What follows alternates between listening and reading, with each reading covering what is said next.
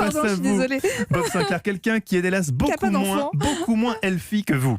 Elle n'a pas su, comme vous, dire non à l'alcool, notamment aux pintes de pro, son péché mignon. Quand il y en a une qui arrive, j'aime bien me jeter dessus.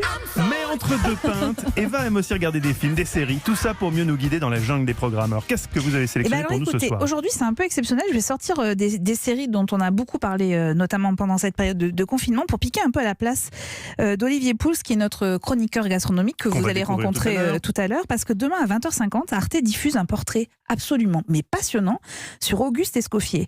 Sans lui, pas d'Olivier Pouls, sans lui, pas de restaurant, pas de gastronomie française, et c'est cette histoire que vous allez découvrir, c'est celle d'un garçon de 13 ans qui est né en 1846, qui se rêvait sculpteur et qui a débuté sa vie professionnelle comme commis et qui a décidé que la cuisine serait un art. La cuisine qui va repenser, alors c'est là que j'ai vraiment tout découvert sur Escoffier, il va la repenser dans l'assiette mais aussi dans son organisation. C'est un homme qui sera toujours en avance sur son temps, c'est-à-dire que c'est un chef qui est devenu aussi chef d'entreprise, qui va organiser ce qu'on connaît aujourd'hui des cuisines, c'est-à-dire les brigades, qui va interdire l'alcool et la cigarette, ça paraît incroyable, mais c'était le cas jusqu'au début du 19e siècle. Il va réinventer les emplacements de chaque poste, et puis sur un plan culinaire, il va alléger les plats, il va rédiger des menus comme des œuvres littéraires et mettre en avant les produits, créer des plats en fonction de ses clients, de ses clientes surtout, pour être totalement honnête, comme la pêche Melba.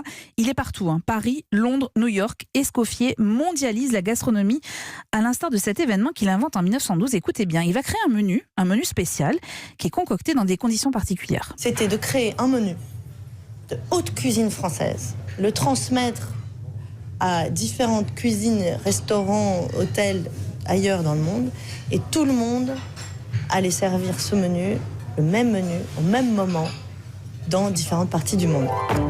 On est en mai 1912, imaginez, c'est-à-dire qu'on n'a pas les moyens de communication d'aujourd'hui, bien évidemment. Eh bien, il y a 300 personnes à Londres qui vont déguster le menu en question, et au même moment, 4000 autres dans 37 restaurants partout dans le monde.